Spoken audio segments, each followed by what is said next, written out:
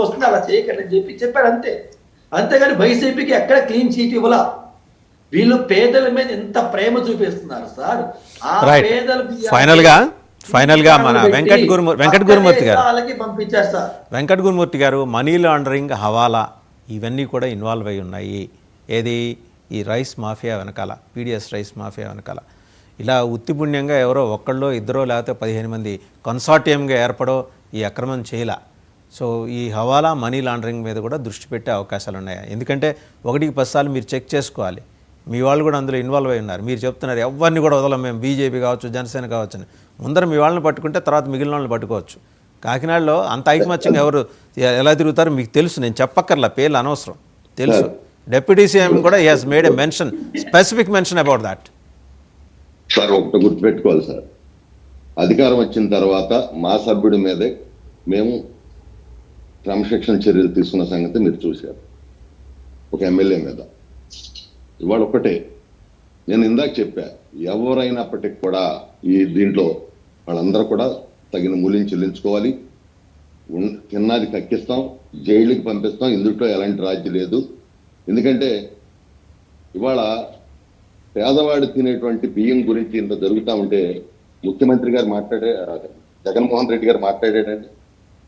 ఇవాళ పేరుని నాని గారు అడ్డంగా దొరికిపోయాడు, మాట్లాడారండి. ప్రెస్ మీట్ పెట్టి కనీసం ఇది నాకు సంబంధం లేదని పారిపోయి మళ్ళీ అది ఇందాక పెద్దలు చెప్పినట్టు నెగిటివ్ వస్తుంటే మళ్ళీ వాళ్ళ నాయకులను తీసుకొని ఒక పెద్ద అదేదో ఘనకారం సాధించినట్టు వాళ్ళు పరామర్శించడం, అంటే దొంగతనం చేసిన వాళ్ళు కూడా పరామర్శించడం, ఇవన్నీ కూడా చూస్తుంటే ఎక్కడికి వెళ్తుందండి వ్యవస్థ. తర్వాత మన లక్ష్మణ్ గారు పవన్ కళ్యాణ్ గారు ఏదో జోకరు లేకపోతే ఇది చాలా తప్పండి అట్లా మాట్లాడకూడదు. ఒక గౌరవ ఉప ముఖ్యమంత్రిని ఒక డిబేట్లోకి వచ్చినప్పుడు ఒక మంచి వాతావరణంలో డిబేట్ చేయాలి. ఇవాళ మెచ్యూరిటీ పాలిటిక్స్ పోయినాయి, ఫ్రెండ్లీ పాలిటిక్స్ పోయినాయి, కక్షలు కార్పణ్యాలు. ఎక్కడికి వెళ్తుందండి రాష్ట్రం? 5 సంవత్సరాలు సర్వనాశనం చేశారు. అందుకనే కదండి ప్రజలు అక్కడ తీసుకెళ్లి 11 సీట్లు ఇచ్చింది. ఇవాళ కూడా బుద్ధి రాకపోతే ఎట్లా? సంస్కారవంతంగా ఉండాలి కదా. మీ దగ్గరికి వచ్చినప్పుడు, మీతో మాట్లాడుతున్నప్పుడు మీరు పెద్దలు 4-5 కూర్చుని డిస్కషన్ చేస్తుంటే ఎంత గౌరవంగా ఉండాలండి. మాట్లాడేటప్పుడు మధ్యలో వచ్చేసి మాట్లాడేసి ఏంటిది విధానం? ఈ పీడిఎస్ రైస్ విషయంలో పేదవాళ్ళ బియ్యం అయ్యి అన్న నందమూరి తారక రామారావు గారు పెట్టినటువంటి స్కీమ్ అది. దీంట్లో ఎవరున్నా సరే ఖచ్చితంగా మళ్ళీ చెబుతున్నాను, వాళ్ళు తగిన మూల్యం చెల్లించాల్సిందే. మీరు అన్నట్టు ఇక్కడి నుంచి ఇంకా ఎన్ని రకాల చర్యలు ఉంటాయి. ఎందుకంటే 5 సంవత్సరాలుగా ఇది ఒక మీరు అన్నట్టు మనీ లాండరింగ్, ఈ మాఫియా మొత్తం ఇన్వాల్వ్ అయిపోయారు. ఎందుకంటే ఒక చట్టం చేశారు, ఆ బియ్యం తీసుకెళ్లి చక్కగా అమ్ముకోండి, ఇబ్బంది ఏమి లేదని. ఎక్కడ ఒక్క డీలర్ మీద చర్యలు తీసుకున్న దాఖలేదు. గతంలో ఏదైనా ఇట్లా చిన్న పొరపాటు జరిగితే అధికారులు వెళ్ళి పడి చర్యలు ఉండే. ఇవాళ అన్ని కూడా సరిచేస్తా ఉన్నారు. చంద్రబాబు నాయుడు గారు కావచ్చు, పవన్ కళ్యాణ్ గారు కావచ్చు, బీజేపీ నాయకులు కావచ్చు, అక్కడ ఒక ఆలోచన చేస్తున్నారు పీడిఎస్ రైల్స్ మీద. ఎందుకంటే నాదెండ్ల మనోహర్ గారు కూడా ఈ మధ్యన మా కాన్స్టిట్యున్సీకి వచ్చినప్పుడు చాలా విషయాలు చెప్పారు దీని మీద. ఎందుకంటే కొన్ని విషయాలు మనం చెప్పలేవి కూడా ఉండే. ఖచ్చితంగా అన్ని కూడా చర్యలు ఉంటాయి, ఇందులో వెనకాడేది లేదు, తగ్గేదే లేదు. ఇందాక మీరు ఒక మాట చెప్పారు, లోకేష్ గారి గురించి కూడా చెప్పారు. ఆయన కూడా ఇవాళ చూడండి, అందరూ కూడా ఒక నియోజకవర్గాన్ని ఎన్నుకునేటప్పుడు నా కులమో నా మతం ఇవన్నీ చూసుకుంటారు. కానీ ఆయన ఒక మంగళగిరిని ఎన్నుకున్నప్పుడు చాలా మంది మేము కూడా అనుకున్నాం. కానీ ఇవాళ అక్కడ 5 సంవత్సరాలుగా ఒక ప్రణాళికబద్ధంగా కష్టపడి పనిచేసి ఆయన ఇవాళ పునాది వేసుకున్నాడు.